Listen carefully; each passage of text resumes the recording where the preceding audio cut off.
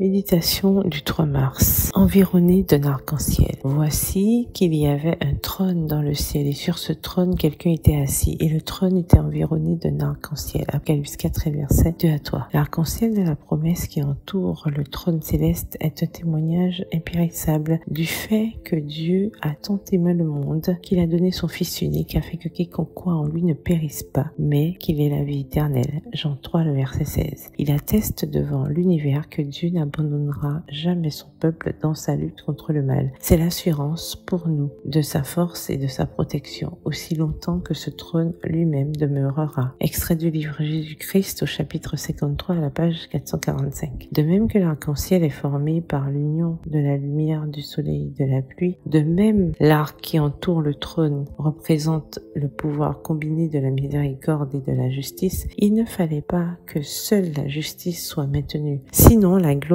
de l'arc-en-ciel de la promesse au-dessus du trône serait éclipsée. L'être humain ne pouvait apercevoir que le châtiment de la loi. Sans justice, sans châtiment, le gouvernement de Dieu n'aurait aucune stabilité. C'est le mélange du jugement et de la miséricorde qui rend le salut total et parfait. C'est le mélange des deux qui nous amène, lorsque nous considérons le Rédempteur du monde et la loi de l'Éternel, à nous écrier « Ta mansuétude me fait devenir grand » de Samuel 22, le verset 36. Nous savons que l'Évangile est un système parfait et complet, révélant l'immuabilité de la loi de Dieu. La miséricorde nous invite à entrer par les portes de la cité de Dieu et la justice est sacrifiée pour accorder à toute âme obéissante les privilèges que lui confère le statut de membre de la famille royale, d'enfant du roi du ciel. Extrait du livre SDA Bible Commentary, le commentaire biblique adventiste au volume 6. Le chapitre Romains 3, aux pages 1071 et 1072. Par la foi, contemplons l'arc-en-ciel qui entoure le trône, et derrière lui, la nuée des péchés confessés. L'arc-en-ciel de la promesse est l'assurance pour toute âme humble, contrite et croyante que sa vie est une avec le Christ et que le Christ est un avec Dieu. La colère de Dieu ne s'abattra pas sur l'âme qui cherche refuge en lui. Dieu lui-même a déclaré « Je verrai le sang, je passerai au-dessus de vous. L'arc sera dans la nuée et je le regarderai pour me souvenir de l'alliance éternelle. » Exode 12, verset 13, Genèse 9, le verset 16. Extrait du livre Testimonies to Ministers and Gospel Workers, témoignages pour les pasteurs et les évangélistes au chapitre 15 à la page 157. Bonne soirée, que l'Éternel vous bénisse.